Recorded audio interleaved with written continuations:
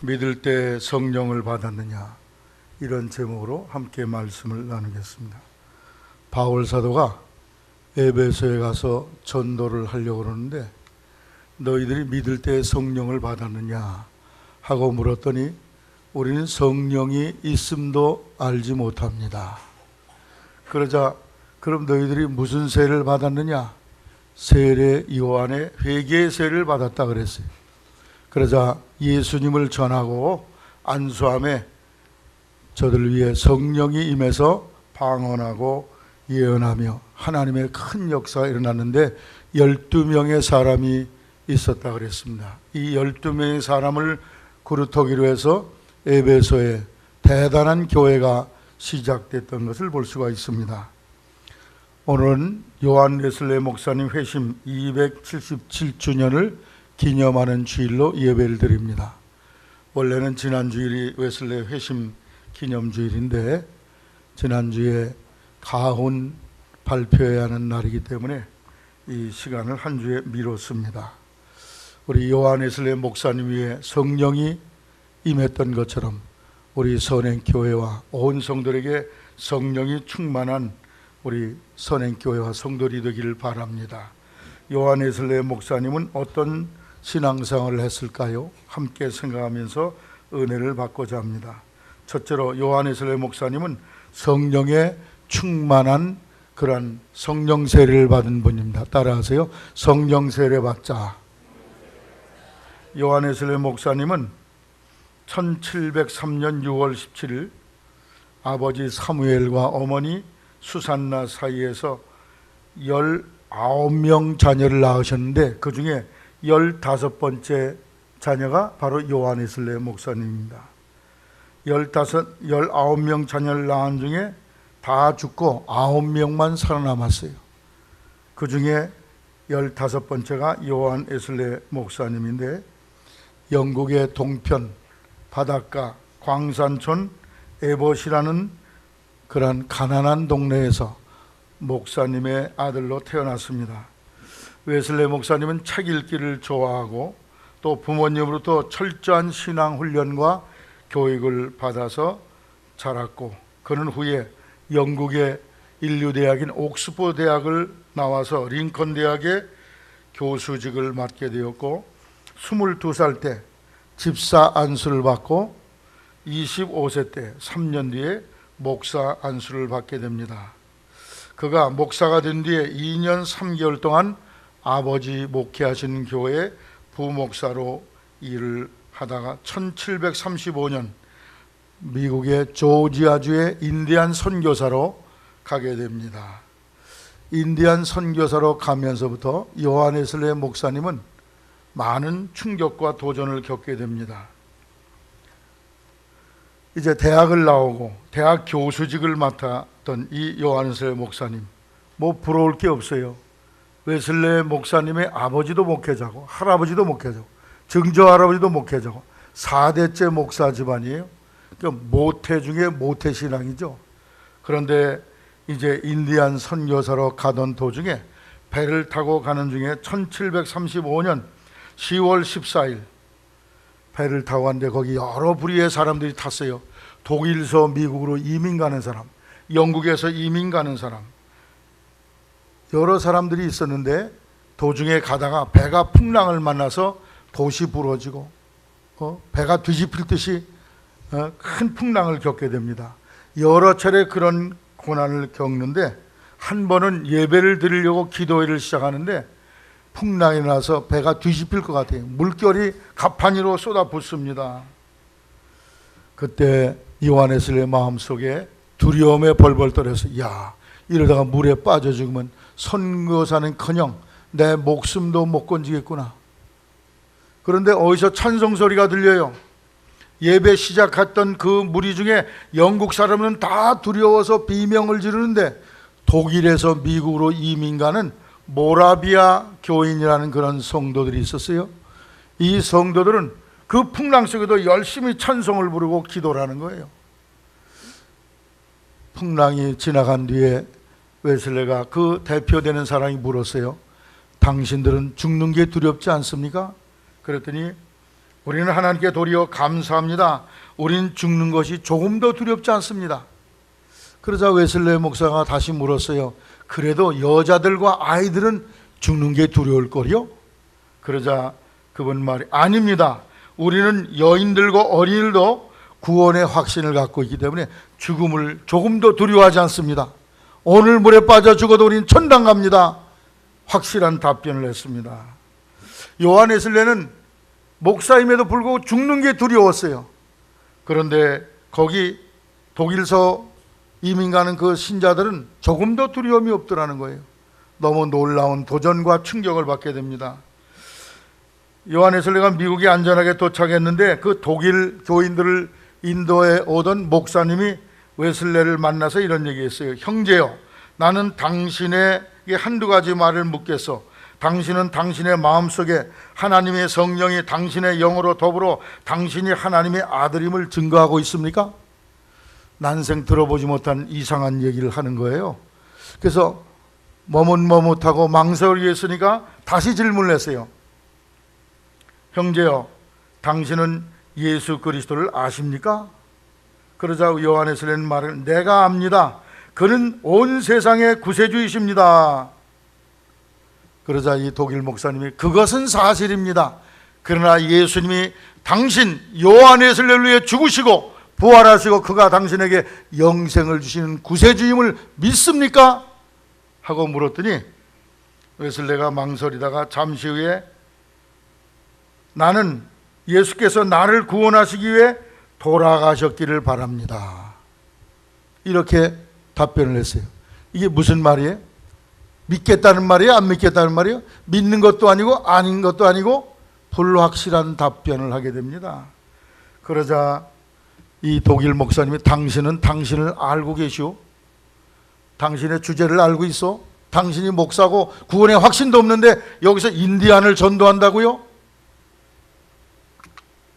여기서 요한 웨슬레 목사님 또 한 번 큰 충격을 겪어요. 자기도 구원의 확신이 없는데 예수님이 누군지 답변을 명확하게 할 수가 없는데 지금 인디안 불신자를 전도하러 왔다. 말도 안 되는 얘기죠. 그는 인디안 전도를 위해서 열심히 했습니다. 주일 새벽 5시에 예배를 인도하고 11시에 성찬 예배를 인도하고 오후 3시에 저녁 기도를 하고 동분서주하면서 열심히 전도하고 애를 썼지만 교인은 다 떨어졌어요. 있던 교인마저도 다 떨어졌습니다. 그래서 할 수 없이 그는 무직자가 된 거예요. 영국 교회에서 당신은 돌아오죠. 선교사로서의 직임을 잘 못하니까 다시 돌아오라고 그랬어요. 그는 영국으로 돌아갔습니다. 돌아가서 그는 깊은 고뇌 속에서 충격 속에서 기도하며 금식하며 철회하게 되었습니다. 그러던 어느 날 1738년 5월 24일 수요일 35세가 됐을 때입니다. 목사가 된 지 13년째입니다.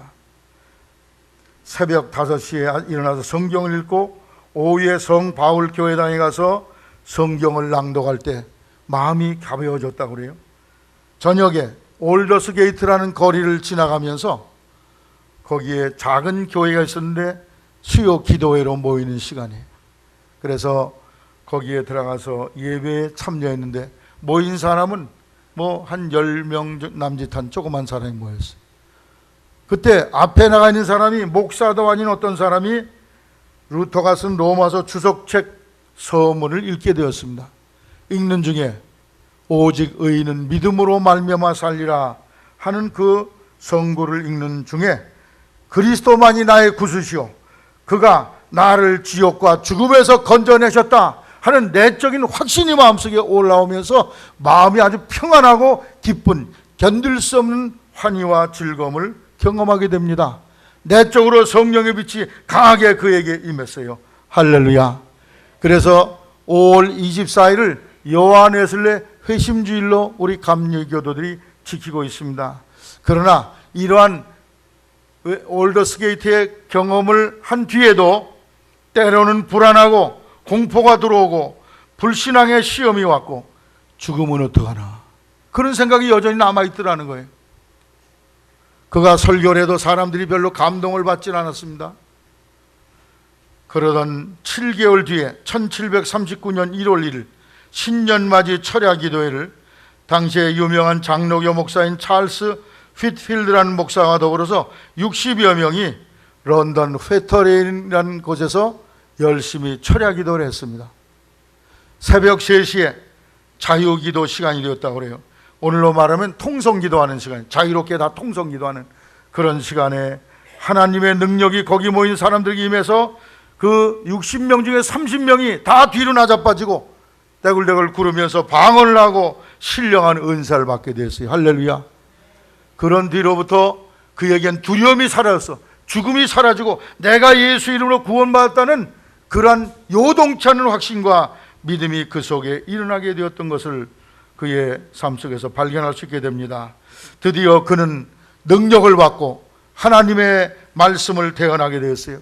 요한웨슬리 목사님이 나가서 설교를 하면 사람들이 가슴을 치며 통곡하고 회개하다가 대굴대굴 구르고 어떤 사람은 기절을 하고 이상한 일이 일어나기 시작했어요.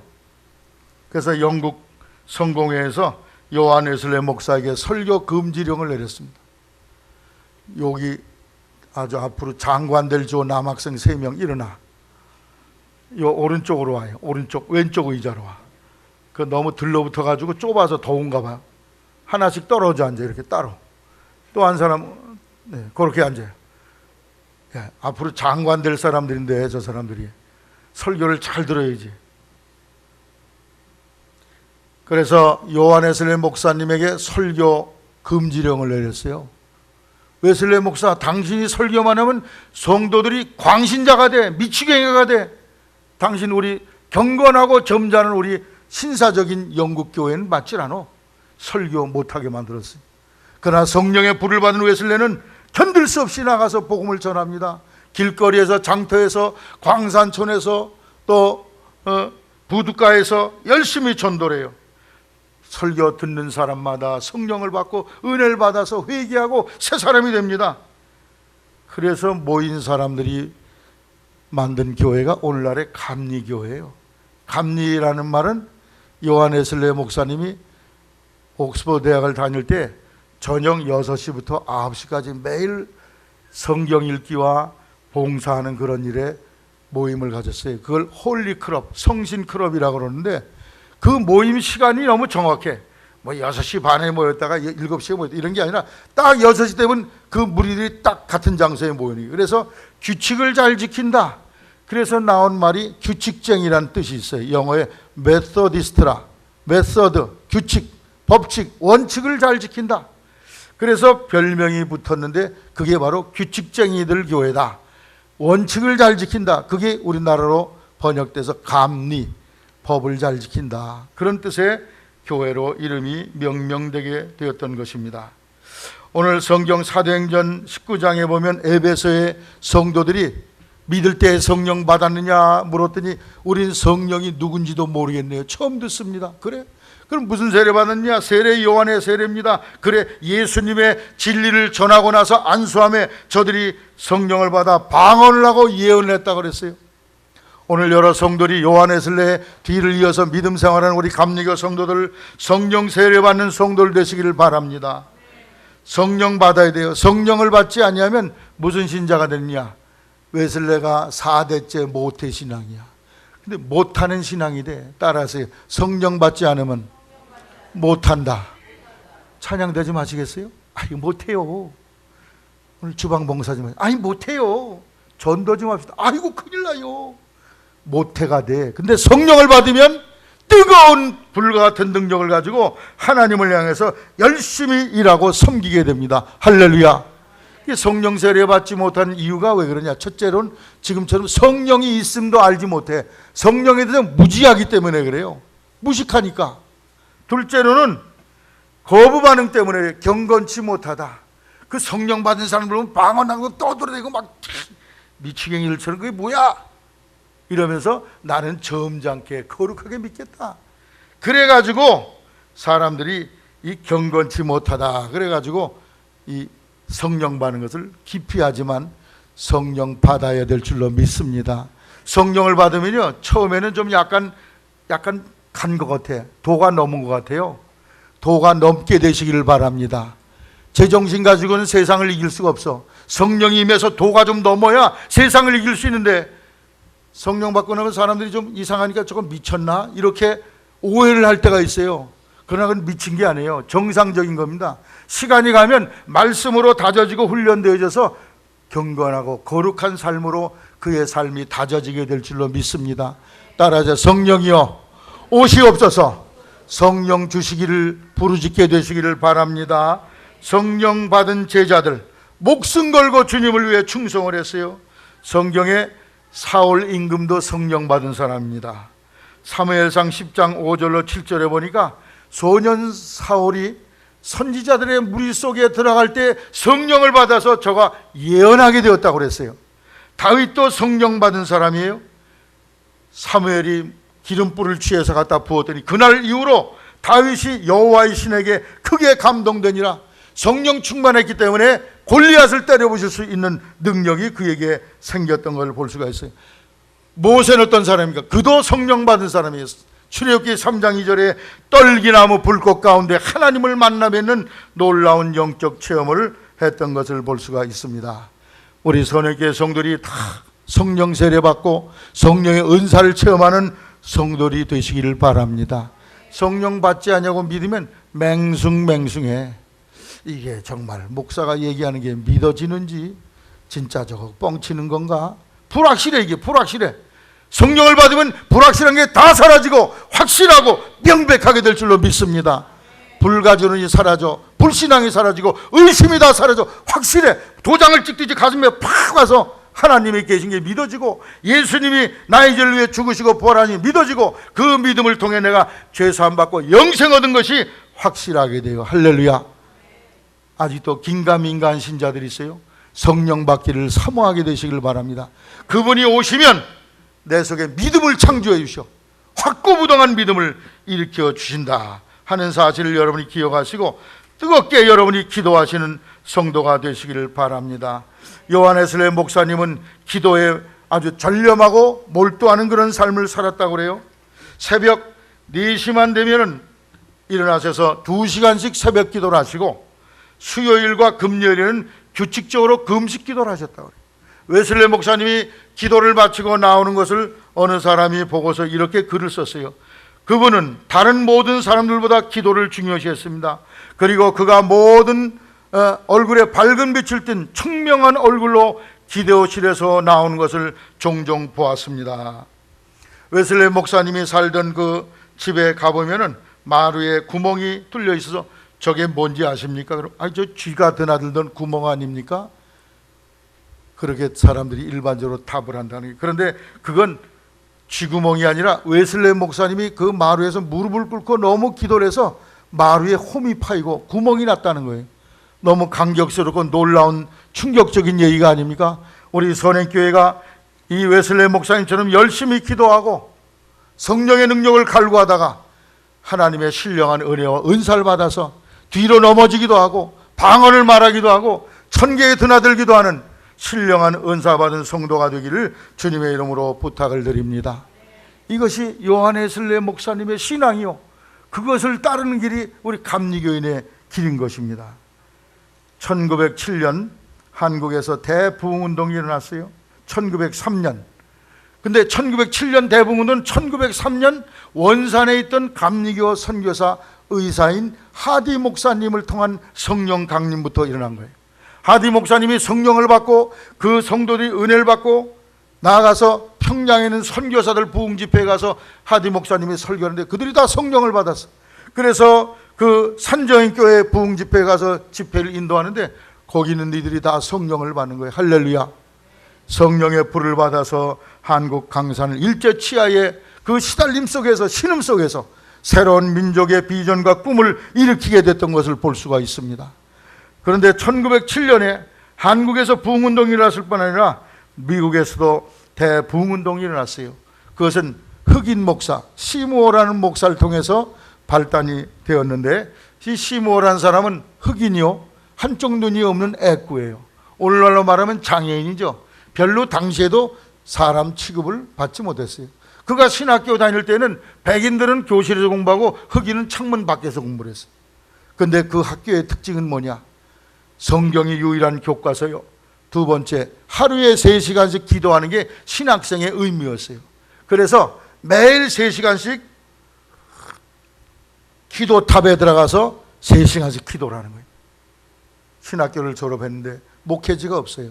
근데 LA의 어느 여자 목사님이 우리 교회에 와서 부흥회 좀 인도해 주세요. 그리고 청이 왔어요. 그 LA에 가서 부흥회를 인도하는데 첫날 설교하고 딱지 맞았어요. 목사님 설교는 우리 교회하고 맞질 않아요. 설교 오지 마세요. 그래서 자기가 머물고 있는 흑인 어떤 교인 집에, 어느 공장에 경비원 하는 그 사람 집에서 예배를 드리게 됩니다. 이 시모 목사님이 설교를 하는데 갑자기 둘러앉은 가족들에게 성령이 강림해서 다 의자 밑으로 대굴로 굴러떨어지니 방언을 하고 예언을 하는 거야. 동네 사람이 무슨 소동이 난 줄 알고 와서 구경하다 그들이 성령을 받았어. 동네 사람들이 모여들기 시작했습니다.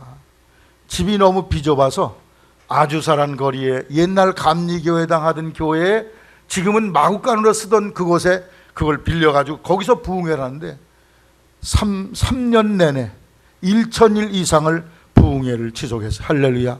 백인들이 아유 저 껌둥이들이 뭐 부흥회 한다는데 한번 구경 갈까? 가서 구경하다가 성령을 받게 됐어요. 할렐루야. 그분이 미국 전국에 번지게 됐어요.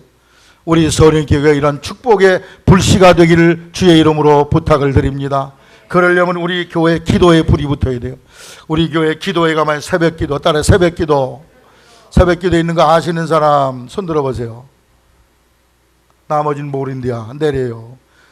수요기도에 있는 거 아는 사람 이러면 안 돼.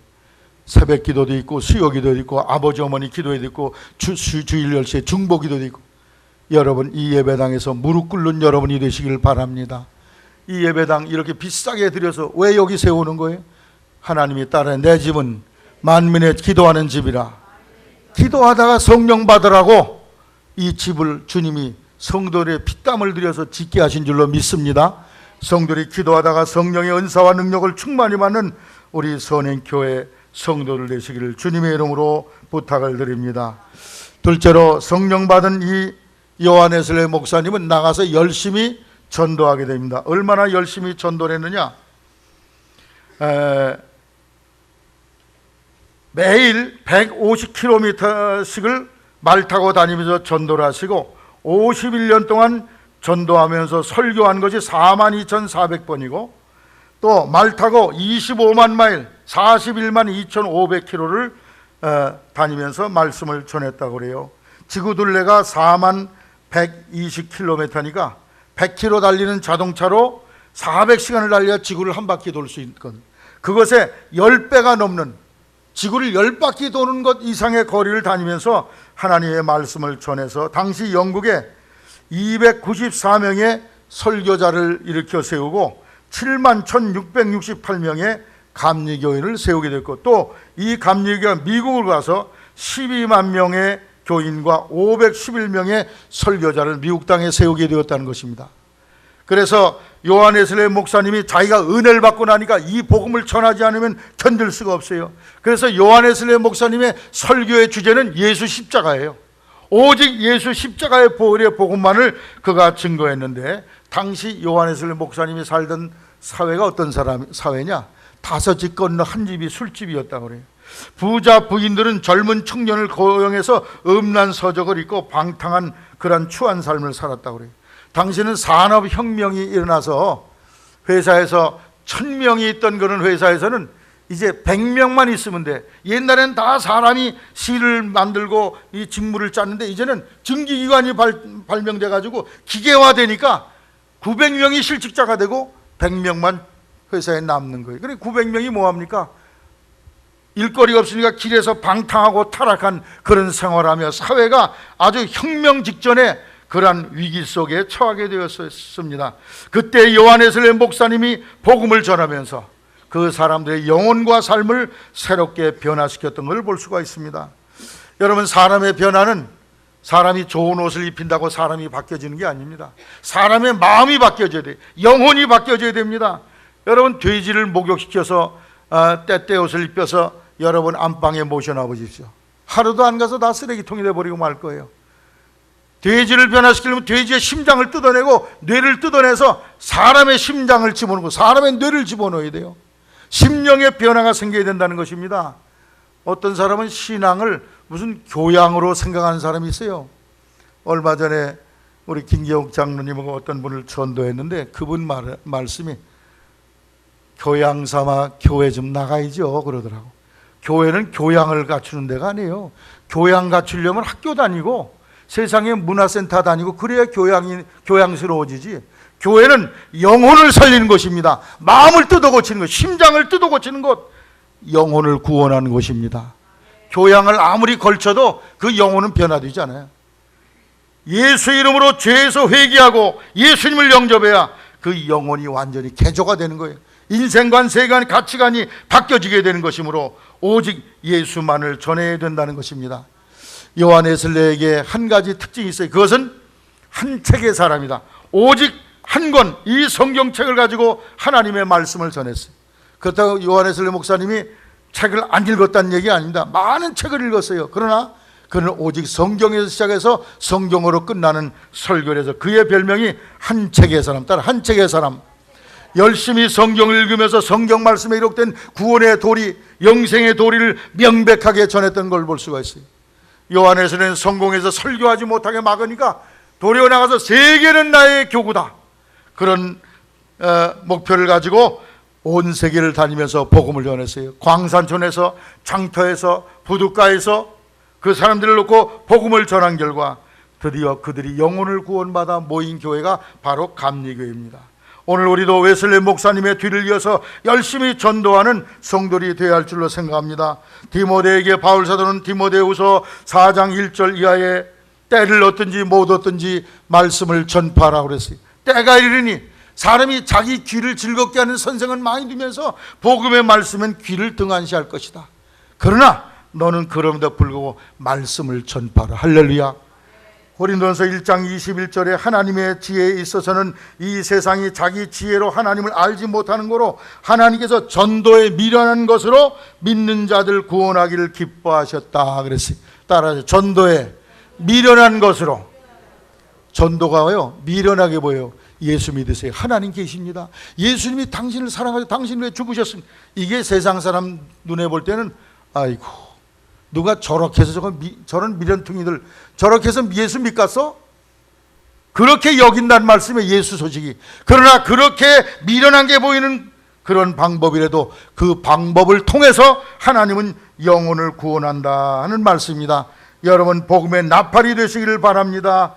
영혼의 구원을 위해서 복음을 증거하는 성도들이 되시기를 바랍니다. 사도행전 1장 8절에 예수님 최후의 명령이 뭡니까? 너희는 땅끝까지 내 증인이 되라 그랬어요.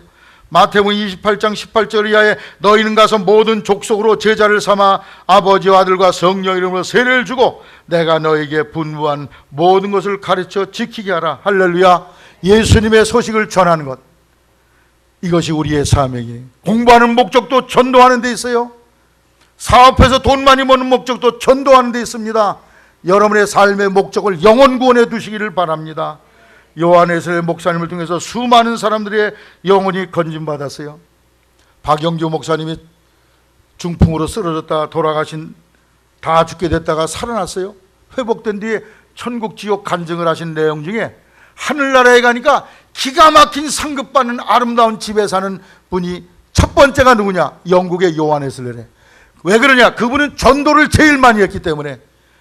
그리고 성 프랜시스와 한국의 최건능 목사, 이런 분들이 아주 최고의 의리의리한 어마어마한 상급을 받고 그곳에 있다는 거예요. 여러분 하늘의 상급을 쌓기를 원하십니까? 열심히 영혼 구원을 위해서 전도하시기를 바랍니다. 여러분이 전도해서 영혼 구원 받으면 여러분에게 하늘의 상급이 하나씩 올라갈 줄로 믿습니다. 여러분 이 땅에서 우리에게 주신 최고의 사명은 영혼을 구원하는 거예요. 영혼 구원하는 데서 아주 중요한 역할을 했던 분이 또 한 분 계신데 그분이 바로 요한 웨슬레 목사님의 동생인 찰스 웨슬레입니다. 18번째 자녀인데 이 찰스 웨슬레는 약 6,500곡의 찬송가를 지었어요. 우리가 가지고 있는 찬송가에도 수십 개의 찰스 웨슬레의 찬송이 있는데 전부여 의지 없어서 이런 찬송, 만입이 내게 있으면 그 입 다 가지고 만유의 주 앞에 다 경배하라. 나 맡은 본분은 구주를 높이고, 많은 찬송을 통해서 은혜 받도록 만들었어요. 예배 전에 찰스 웨슬리가 만든 이 복음성가, 오늘로 말하면 복음성가예요. 특별히 그는 예수님의 십자가의 보혈과 회개에 대한 찬송 많이 지었습니다. 그래서 이 찬송을 불러서 성도들의 마음을 뜨겁게 하고 감동을 시켜놓고, 웨슬레 목사님이 말씀을 전하니까 성도들이 은혜를 받게 되었다는, 우리 선행교회 요 앞에 나와서 찬양단 예배 전 15분에 찬양 인도하는 분 아주 중요한 역할을 하는 줄로 생각합니다. 우리 찬양대가 또 중요한 일을 해요. 찬양을 통해서 성도들의 마음 문이 열리고 천국의 문이 열립니다. 그래서 웨슬레가 복음을 전하는 곳마다 이 찬송과 인도를 통해서, 동생의 찬송 인도를 통해서 대부흥운동이 일어나게 됐어요. 우리 선행교회가 부흥되기를 간절히 소망하십니까? 찬양대가 더욱이 부흥되기를 바라고 찬양단이 노래를 더 많이 잘하게 되시기를 바랍니다. 이러면 찬송 속에 벌써 마음 문이 열리는 거예요. 인생을 지으신 목적이 어디 있습니까? 하나님을 찬송하는 데 있다고 그랬어요. 찬송을 통해서 요한에슬레 목사님의 전도는 30배, 60배, 100배의 결실을 얻게 되었습니다. 오늘 우리에게 맡겨주신 최고의 사명, 영혼 구원하는 사명, 이것을 위해서 우리 성도들이 매진하게 되시기를 주님의 이름으로 부탁을 드립니다.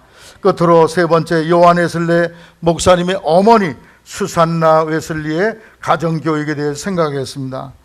이 어머니는 신앙으로 자녀를 길렀어요. 탄광촌에서 목회하는 목사의 가정이라 너무 생활이 어려웠습니다. 아이들 제대로 19명의 자녀들을 어떻게 건설해요?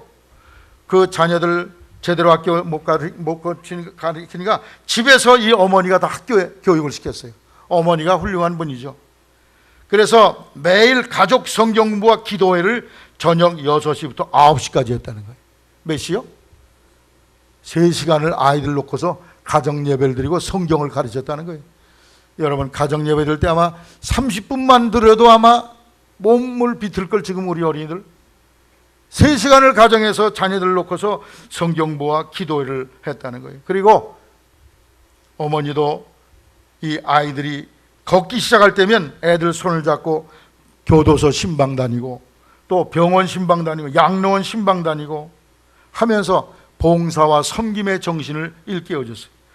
또 한 주일에 한 끼씩 금식하면서 자녀들이 하루에 3번씩 통성기도를 시켰대요. 몇 번씩이요?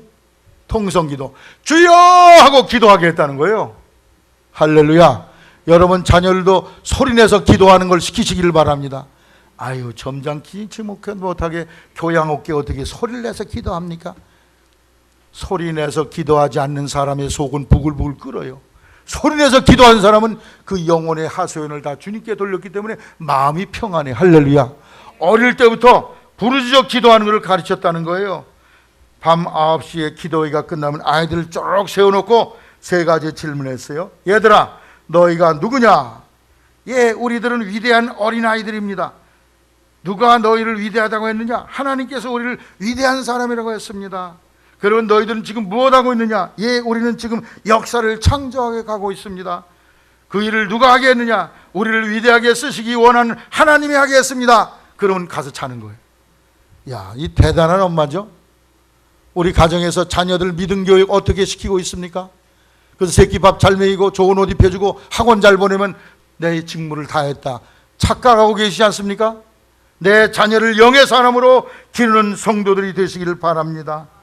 이런 질문이 끝나면 애들이 아멘 하고 방에 가서 잠을 자게 됐다는 것입니다. 성경은 말씀을 듣는 것을 중요시 여기고 있어요. 신명기 6장 4절 이스라엘아 들으라. 하나님의 말씀을 자녀들에게 들려주라고 말씀하고 있어요. 로마서 10장 11절에 믿음은 들음에서 나며, 따라서 믿음은 들음에서 나며, 자꾸 자녀들에게 말씀을 들려주라는 거예요. 그냥 게임하느라고 애들이 정신없어 이렇게 내버려두지 마시고 게임이 아니라 말씀을 듣게 하시기를 바랍니다. 왜 이 나라가 어지러워요? 왜 국회의원들은 맨날 다툼질하고 쌈박질합니까? 왜 인류대학 나온 사람들이 다 뇌물 주고 뇌물 받는 못된 짓을 해요? 그건 하나님을 두려워하는 마음이 없기 때문에 그래요. 우리 자녀들을 하나님의 사람으로, 영의 사람으로 길러야 여러분의 자녀들이 이 나라의 장관이 되고 국회의원이 되고 고위 지도자들이 될 줄로 믿습니다. 그래서 가서 소금과 빛의 역할을 하며 하나님의 뜻을 이루는 자녀로 길러야 될 줄로 믿습니다. 그러려면 가정에서 자녀를 위해서 믿음으로, 말씀으로 우리 자녀들을 양육하게 되어야 할 줄로 생각합니다. 또 웨슬리 어머니는 기도로 자녀들을 길렀다고 그랬어요. 매일 자기 전에 그 아이들 침대에 누우면 하나씩 붙잡고 와서 기도해 줬다는 거예요. 여러분, 자녀들 위해서 기도의 눈물방울이 자녀들 얼굴에 떨어진 흔적이 있게 되기를 바랍니다. 우리 아버지, 우리 어머니는 나를 위해서 이렇게 눈물에 기도하셨던 분이야. 그 흔적이 있으면 그 영혼이 하나님을 떠날 수가 없어. 하나님 뜻 안에서 살아갈 수밖에 없습니다.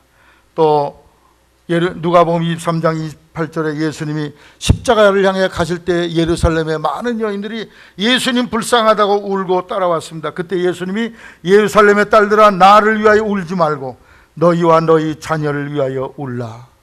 내 자식을 위해서 눈물을 흘리시는 우리 부모님 되시기를 주의 이름으로 부탁을 드립니다. 자녀를 위해 주신 최고의 축복의 사건은 뭐냐? 자녀를 위해 기도하는 거예요. 주기철 목사님이 49세로 세상을 떠나십니다. 일제치하에서 박해를 견디다 못해 돌아가셨어요. 그때 이 주기철 목사님의 옥바라지를 끝까지 한 분이 계신데 유계준이라는 장로님이십니다. 이 장로님은 목사님을 위해서 최선을 다할 뿐 아니라 자녀들을 위해서도 기도의 헌신을 드렸어요. 하루도 빠짐없이 8남매를 위해서 이름을 불러가며 간절히 기도했다는 거예요.